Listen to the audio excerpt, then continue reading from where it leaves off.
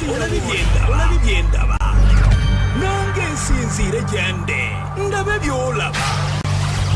Byendaba katukuwe byetulaba otuwe byolaba okwetoolola ensi yonna tulowooza nti ensi nti bweri amaaso gatume wala mwenakwenye tukoolekeza tube betukuwa tubijja wala. Yes, Byolaba Byendaba akanyomero kano kakutuusibwako bannaffe aba Rins fresh mouthwash amannyo go galina okuba nga listed n'ebibuno byo nga biri listed alina akawoowo akakuvaamu aba Rins fresh mouthwash bagamba nti kalina okuba nga listed so bakikolako bukozi bulungi aka Rins fresh mouthwash genda bugenzi ku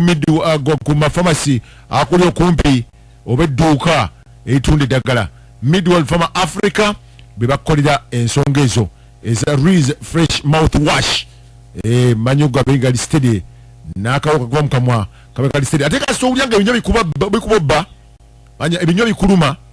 omugongo gukuluma n'omutwe nga kubobba weyambise headaid ali pink mu kala oval shape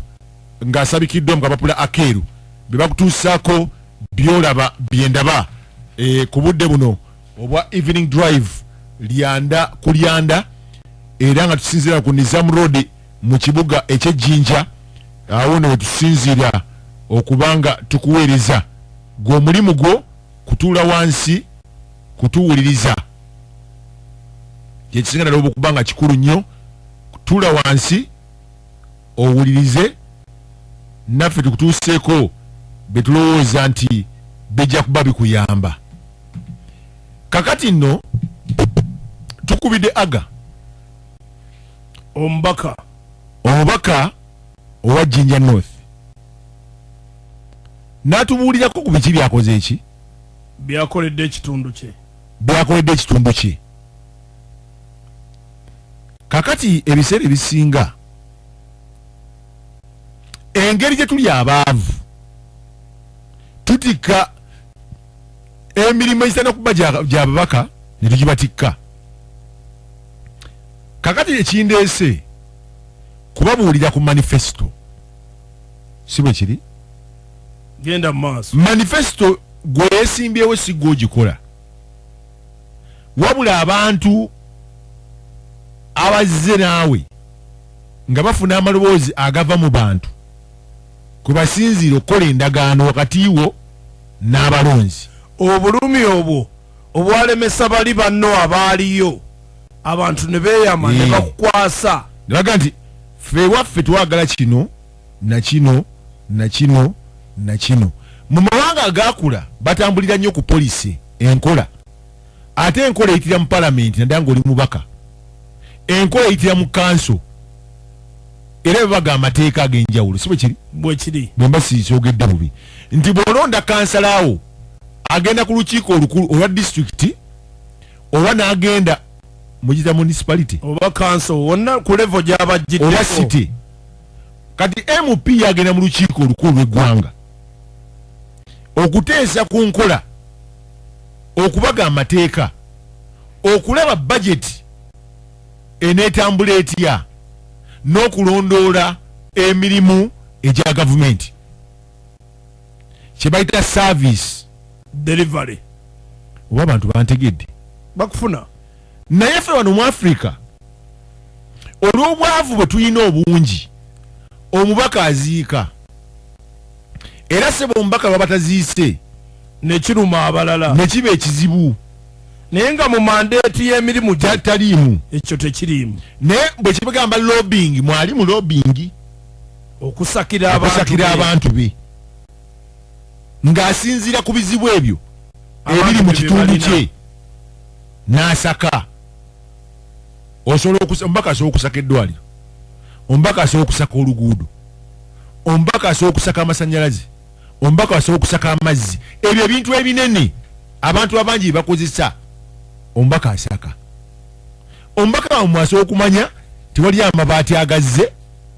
era n'asaka ne gagenda mu kitundu kyammwe ekirumbiddwa amataba buli omu n'afunamu buli omu n'akola ki n'afunamu amayumba bagezi naga kansake ekitundu kyange kidduukirirwe ogwo nagwo mulimu gwamu manya ezimu ku bintu bya mubaka ebimutwala eyo kati n'okutematema embalirira eno ebezze ne batematema ogwo mulimu gwaki gwa mubaka abaga amateeka kubanga jjukira bwe budget bweyita eno zikaaso ziba zayisayisa sibe kubeera bwobimanyi budget egera kuyita eri nga namwe mwagiraki mwatematema dda sibe kiri in fact ebiseera ebisinga eno we wasooka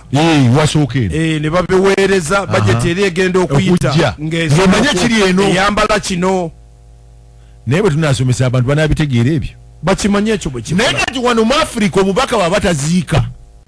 oyo talina kaki kalulu omubaka bw'aba nga tajja ku mikolo oyo talina kalulu oyo talina mu Africa naye ng'ekimulondesa kyenjogedde kyekiri kyosoose nakyo nti omubaka w'omu palamenti bw'aba gy'ali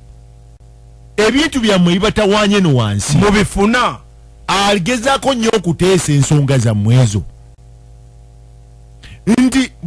bukyanga tubeerawo ewalukuba tewali masanyalaze katugambe omubaka akikwata n'akitwala mu palamenti ne banyigiriza bekikwatako otegedde ayinza okireeta mu bukiiko oba okukyogerako n'akiteekako ebbugumu oba mugundi mu kufulo ya parliament mu fulo ya palamenti yennyini buli omu kisinzira obusobozi bwe buli waliwo abaka abamu nga tebasobola kwogera ku fulo buli kaseera ng'oli asituka busitusi n'alumba yadde ngaawa abavunaanyizibwa ku masannyalaze ne yeeyanjula n'ayanja ensonga ye asobola okugenda mu bukiiko n'ayanja ensonga ze kubanga ababaka bateesa mu ngeri za mirundi ebiri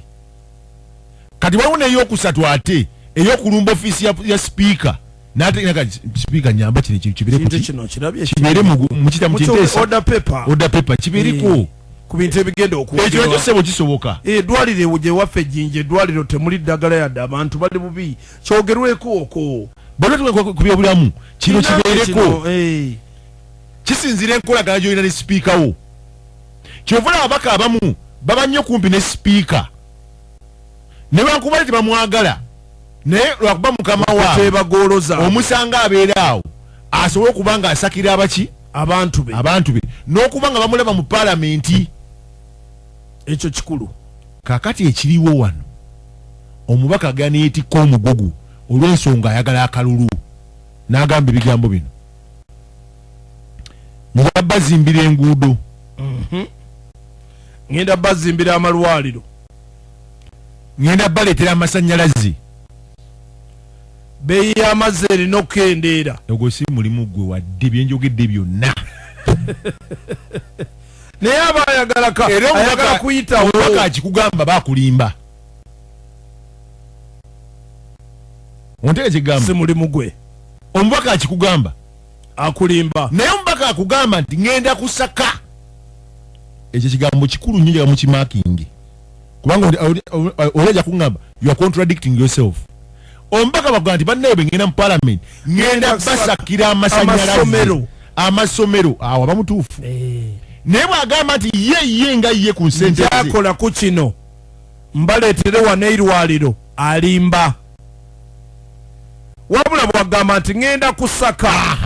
mbaleetere eddwaliro wano kyova olaba kugamba bw'oba olonda omubaka londa omubaka asobole okwogerezeganya n'abantu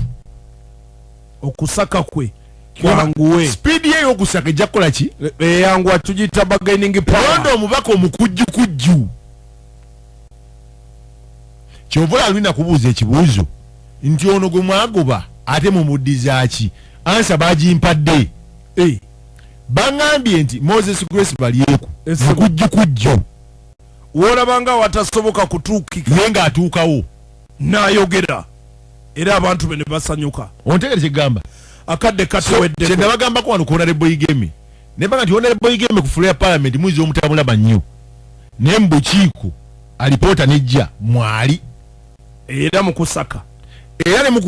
mu kubala ekibalo ky'okusaka asaka naye ate n'ekiraka nkibabuulira ekintu kino abalonzi mulekerawo okunyiiza abantu abamu nakyo kakyogere. Lwaki Omulonzi omusajja ayinza okubakwatiddeko. Kati kankuwa example ya Zijani ayina abantu bamu bakwatirako. Si bwe kiri? nkuwulira. Zijani aliri mu Butembe. Alina abantu bakwatirako. Zijani tali mu Butembe. Si bwe kiri? Nkuwulira. Honorable Zijani ali mu Butembe. Honorable Zijani bw'abanga ali mu Butembe, balina abantu bakwatirako ng'ate olumu tebayinza boogerako. Kakati Zijani bwe batya kukwatirako luli, abantu abamu bazimba omutima. Nze mbula mu zigurupu zaabwe naye ng'olaba abalwanisa ababaka entalo zaabwe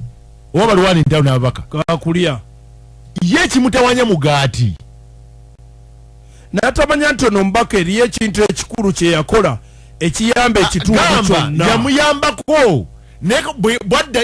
waliwo abantu abafuukira ababaka ekizibu. Kankuwa ekyokulabirako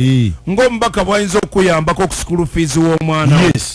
N'ayamba ettaamu eno n'ayamba eri. Kati abantu abamu abayagala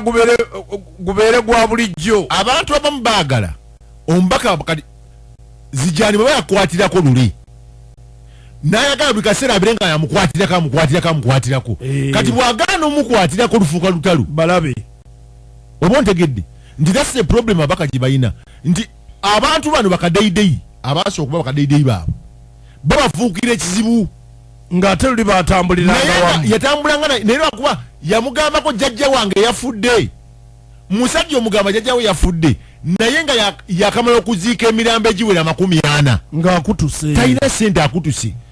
Kakati ontalo bwe zowulira ezo ezitandikira mu zigurupu za WhatsApp ezo ne zigaziwa paka ku kyalo mu Balonzi. naye ekibatawaanya kakulya 89 katonyezenya NBS Radio. Twagala okwebaza munaffe okutuwuliriza program Evening Drive lyanda kulyanda tugiwumbye olwaleero. Tubajjukiza mbu ekiro kyaliro waliwo olutunka